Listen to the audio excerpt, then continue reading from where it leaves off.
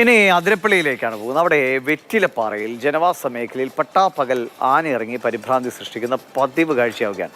ഈ വെറ്റിലപ്പാറ 13 ജംഗ്ഷനിൽ ഏകദേശം അരമണിക്കൂറിലൊക്കെ ആണ് കൂട്ടമായി ആനകൾ റോഡരികിൽ നിൽക്കുന്നത്. യാത്രാ തടസ്സമുണ്ടാകുന്നു, ആളുകൾക്ക് വല്ലാതെ ഭയമുണ്ടാകുന്നു. ഇന്നലെ തുമ്പിക്കൈയില്ലാത്ത ആ കുട്ടിയാനയും കൂടി ഈ മേഖലയിൽ കണ്ടു.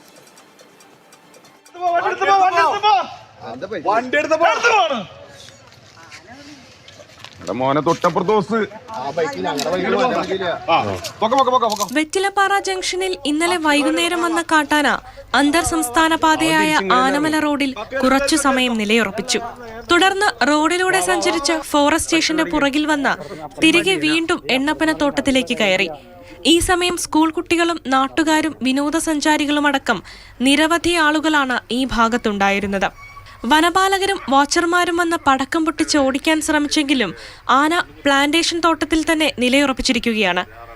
ഇന്നലെ ഉച്ചയ്ക്ക് പ്ലാന്റേഷൻ മേഖലയിൽ ഏഴെട്ടുമുഖം പ്രകൃതി ഗ്രാമത്തിന് സമീപവും ജനവാസ മേഖലയിൽ കാട്ടാനക്കൂട്ടം ഇറങ്ങിയിരുന്നു.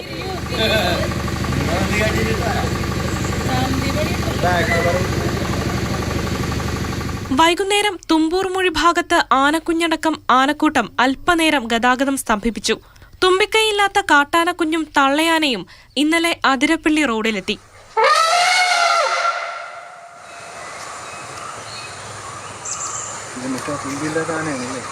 വേനലിൽ കാട്ടരുവികളും ചോലകളും വറ്റിവരണ്ടതോടെ തീറ്റയും വെള്ളവും തേടി രാപ്പകൽ വ്യത്യാസമില്ലാതെ ജനവാസ മേഖലയിലും കൃഷിയിടങ്ങളിലും ഇറങ്ങി കാട്ടാനകൾ നാശമുണ്ടാക്കുന്നു.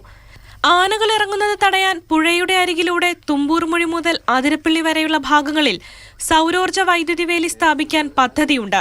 എന്നാൽ ഇതുവരെയും പദ്ധതിയുടെ നിർമ്മാണം എങ്ങും എത്തിയിട്ടില്ല. മാതൃഭൂമി ന്യൂസ്, തൃശൂർ.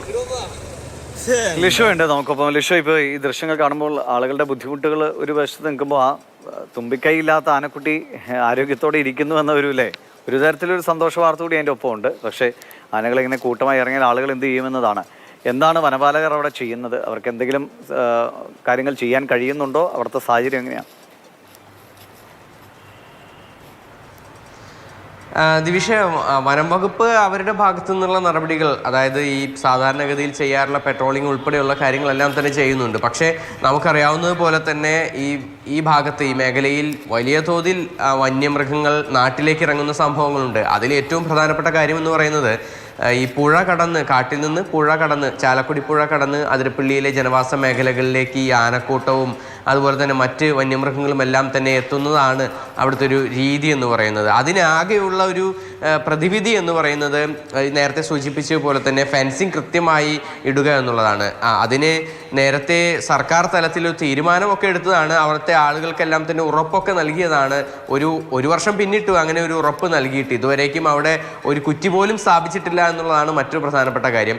കഴിഞ്ഞ ദിവസം ഇറങ്ങിയത് ഏഴാറ്റുമുഖം ഗണപതി എന്ന് പറയുന്ന ആനയാണ്. ഏഴാറ്റുമുഖം ഭാഗത്ത് റോഡിൽ ഇറങ്ങിയിരുന്നത്.